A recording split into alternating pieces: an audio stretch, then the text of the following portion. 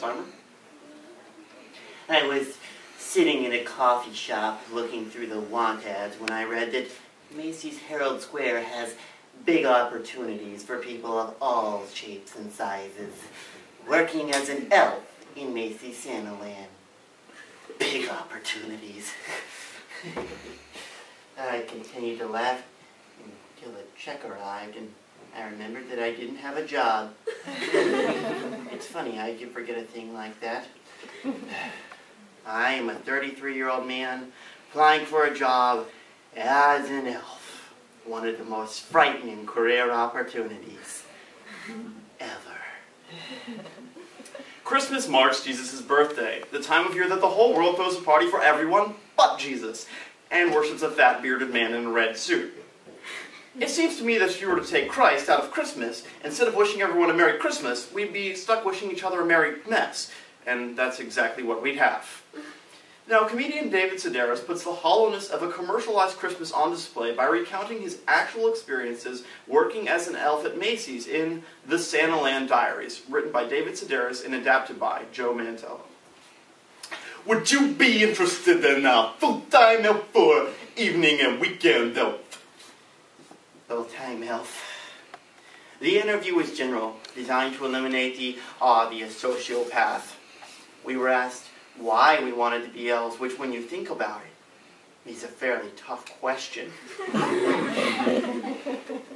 I really want to be an elf.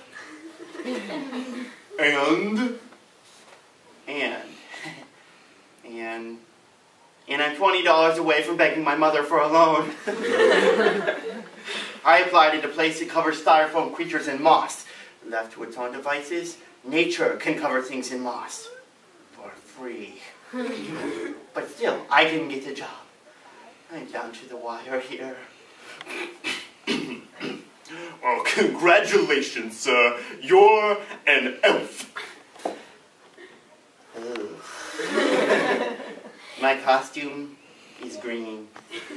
I wear red and white striped tights, a yellow turtleneck, a forest green velvet smock, and a turkey stocking cap decorated with spangles. My elf name is Crumpet. I spent several days in a crowded, windowless Macy's classroom undergoing the first phases of elf training. Several of the bosses let us in motivational cheers, a concept which stuns me to the core. Give me an S! Where's my A? How about a big old N? Did someone say T? Let's get a recall on that A. What's that spell? Santa! Woo!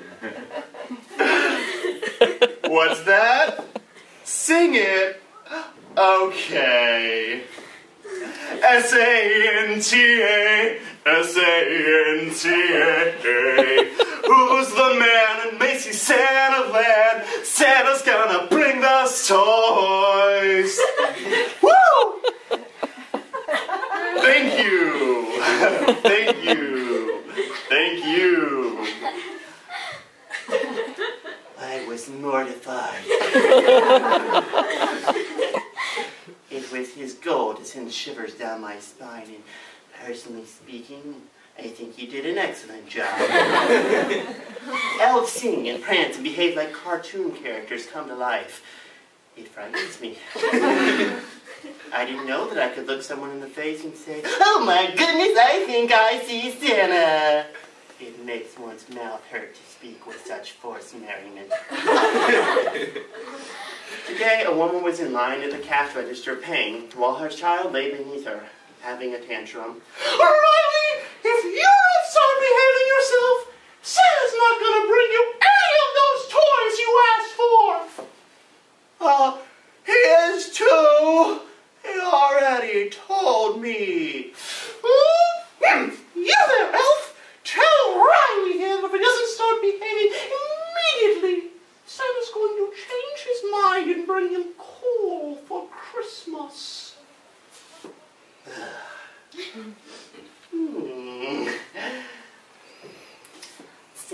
longer traffic, St. Cole.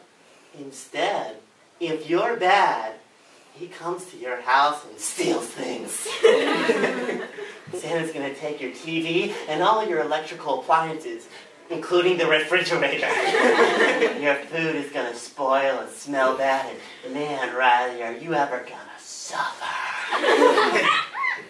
He steals things. You're going to wish you never heard the name Santa. Oh, he's going to take your towels and your blankets and your car and your house and leave you with nothing.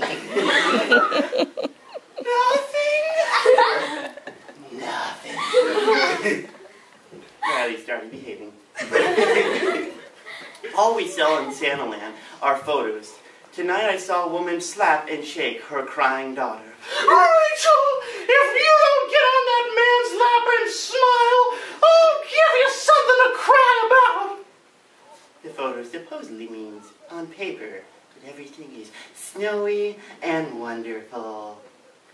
Then in the afternoon, a man approached me and said, "You look so stupid." Well, I get paid to look stupid. You'll give it away for free. At least I wanted to say that. All of the Santas have different routines. Santa Howard sits the kids on his lap and asks them what they're going to leave them for Christmas Eve, and they say cookies and milk. But then in the afternoon, Santa Howard got an Asian child who wasn't familiar with the idea of leaving cookies. Santa asked her what she was going to leave him to eat, and she got a puzzled look on her face. Something round to eat? A potato? I hate working with Santa Doug, who spits when he talks.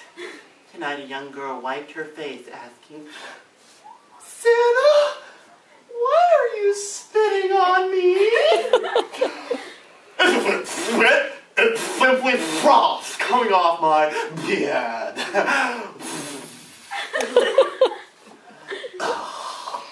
That might work on a 6-year-old, but what does he tell his friends? Christmas Eve, my last day of work. It was us against them. 23,000 desperate people. I witnessed a fistfight between two mothers. Parents offered cash bribes to cut in line. They think they need to outfit all the elves with cans of mace. I was sent to Santa Randy, who had the children on the lap and off the lap in seconds flat. I know what you want for Christmas. There's no need to even tell me, because Santa knows everything. Ready for a picture? Goodness, that was fun. See you next year. When his shift ended, he was replaced by a Santa that I had never worked with before. And noting a young girl, Santa said, "You are the most beautiful girl I've seen in 617 years. The child was delirious, the center of attention. Is that your sister I see standing over there?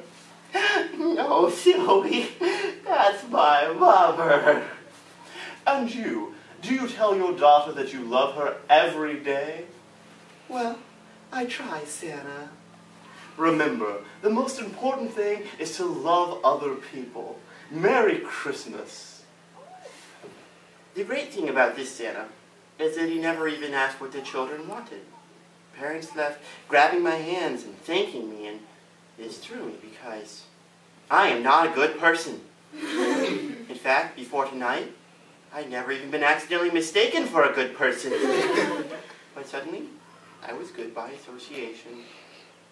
3 weeks ago, I never imagined a velvet costume in my future, but it broke my heart to leave. But on the bright side, I have an appointment applying for a job, standing on some street corner, passing out leaflets, dressed as a French fry.